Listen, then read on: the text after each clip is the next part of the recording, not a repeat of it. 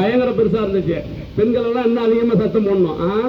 அப்ப அந்த அளவுக்கு மகிழ்ச்சியாக இந்த நிகழ்ச்சி சென்று கொண்டிருக்கிறது. இந்த ஆசிரியர் தின விழாவிலுடைய ஒரு சில கருத்துக்களை மட்டும் உங்களிடத்திலே பகிர்ந்து கொள்ள வந்திருக்கிறேன்.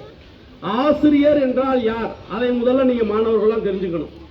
மாதா பிதா குரு தெய்வம். முதலில் ஒரு மனிதனை உருவாக்குகின்றவர்கள் முதல் கடவுள் அம்மா அப்பா. அதுக்கப்புறம் யாரு? ஆசிரியர்கள். அப்புறம் தான் தெய்வத்தை சொல்றோம். அப்ப ஆசிரியர் என்பவர் ஆசு பிளஸ் இரியர். ஆசு என்றால் குற்றம், இரியர் என்றால் நீக்குபவர். நம்மிடம் இருக்கக்கூடிய குற்றத்தை நீக்குபவர் தான் ஆசிரியர். ஒரு ஆசிரியர் ஒரு மாணவனை கண்டிக்கின்ற பொழுதும், அவனை திட்டுகின்ற பொழுதும், அவனை அடிக்கின்ற பொழுதும், அவனிடம் இருக்கின்ற திறமைகளை வெளிக்கொண்டு வருகின்ற பொழுதுதான் அவன் வாழ்க்கையில் உயர்ந்த இடத்தை அடைய முடியும். எந்த மாணவன் ஆசிரியரிடத்திலே திட்டு வாங்கவில்லை, அடி வாங்கவில்லை என்று சொன்னால் அவன் ஒரு உயர்ந்த நிலைக்கு வர முடியாது. உன்னை ஒரு இடத்துல இப்போ உன்னை அடிக்கிறாங்க, ஆசிரியர் திட்டுறாங்கன்னா என்ன காரணம்? உன்னை நல்வழிப்படுத்தி உயர்ந்த இடத்துல இருக்கணும். ஏன்னா உலகத்திலே அம்மா அப்பா கூட நம்ம ஆசிரியர் சொல்லுகின்ற பேசுகிறப்ப சொன்னா, அம்மா அப்பா கூட ஒரு வகையான கடமை, அதை நம்ம எதிர்பார்ப்புகள் இருக்கலாம். ஐயோ நம்ம பையன் நல்லா இருக்கணும், இல்லை நாளைக்கு நமக்கு. ஆனா எந்தவித எதிர்பார்ப்புகளும் இல்லாமல் செய்யக்கூடியவர் யாரு? ஆசிரியர்கள். அதனாலதான் சொன்னா ஆசிரியர்கள் என்பவர் உலகத்தினுடைய அற்புதமானவர்கள். நீங்க மாணவ பருவம் என்பது இந்த உலகத்தில் கிடைக்காத பருவம்.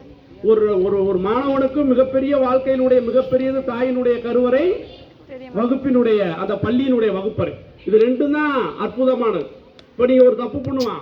இப்ப பாருங்க, இதை அவனை வழிபடுத்துவதற்கு என்னோட பையன் எல்கேஜி படிச்சுட்டு இருக்கிறப்ப ஏதாவது மிஸ் போயன் சொல்லி கொடுத்தாங்களாடான்னு சொல்றப்ப சொல்றான், ஏதாவது சொல்றான் அதோ பாரு லைட்டு, கோழி முட்டை ஒயிட்டு, எல்கேஜினா வெயிட்டுங்கிறான். புரியுதா இல்லையா? எல்கேஜி படிக்கின்ற பொழுதே அந்த மாணவன் எப்படி இருக்கான்? அந்த அளவு இருக்கான். நான் எந்த மேடையில் சென்றாலும் சொல்லுவேன், மாணவர்கள் குறும்பு செய்வான். ஒரு மாணவன்ட்ட பாடம் நடத்திட்டு இருக்கோம், இலக்கியங்களை சொல்லிக் கொண்டிருக்கிறோம். நாம சொல்றோம், ஒரு தன்னுடைய மனைவிக்காக ஷாஜகான் பாரு, ஒரு உலக அதிசயமாக இருக்கக்கூடிய எல்லாம் கை தட்டணும். போட்டி தேர்வில் மிகப்பெரிய ஆளுமையாக நீங்கள் அரசு பணிக்கு போகணும்னா இது மாதிரிதான் இருக்கணும். டெல்லியில் ஆக்ராவில் இருக்குது.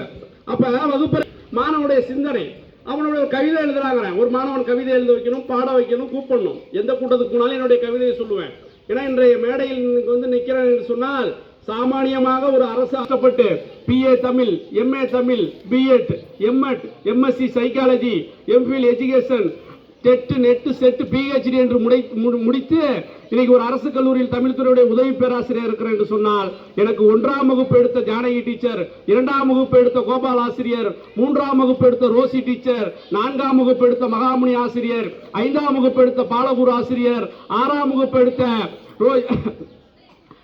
கணபதி ஆசிரியர், 7ஆம் வகுப்பு எடுத்த மணிமேகலை மிஸ், 8ஆம் வகுப்பு எடுத்த நாகராஜ் ஐயா, 9ஆம் வகுப்பு எடுத்த மகேஸ்வரி ஆசிரியர், 10ஆம் வகுப்பு எடுத்த கணேசமூர்த்தி ஆசிரியர், 11ஆம் வகுப்பில் எனக்கு தமிழ் எடுத்த முருகன் ஐயா, ஆங்கிலம் எடுத்த பிச்சை மூர்த்தி, வரலாறு எடுத்த பாலசுப்ரமணியா, பொருளாதாரம் எடுத்த ரோகிணி டீச்சர், அரசியல் அறிவியல் எடுத்த காசிம் ஐயா, இப்படி இளங்கலையிலே எனக்கு பாடங்கள் எடுத்த சாந்தாராம் ஐயா, சேனாதிபதி ஐயா, சங்கரநாராயண ஐயா, வாசுதேவன் ஐயா என்று என்னுடைய ஆசிரியர் பெருமக்கள், முதுகலை தேசிய கல்லூரியிலே எனக்கு பாடங்கள் எடுத்த ஐயா நீலகண்டன் ஐயா, ஈஸ்வரன் ஐயா, நம்மளுடைய முருகானந்தம் ஐயா, சுந்தரவடிவேல் ஐயா, நம்மளுடைய இப்படி பல ஆசிரியர் பெருமக்கள், இவங்களெல்லாம் ஒவ்வொருத்தர்களாக பிஎட்ல மருதை ஐயா, எம்எட்ல பிஜிபியில, இப்படி ஒவ்வொரு இதுலையும் எனக்கு முனைவர் பட்டம் கொடுத்த நெறியாளர் நீலகண்டன். இந்த ஆசிரியர் பெருமக்கள் எல்லாம் நாம் நினைவு வைத்துக் கொள்ள வேண்டும்.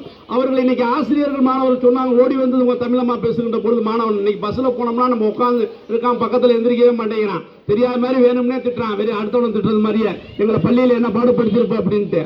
ஆனா அப்படி இருக்கலாமா? அப்படின்னா அப்படி இருக்கக்கூடாது. மாணவர்கள்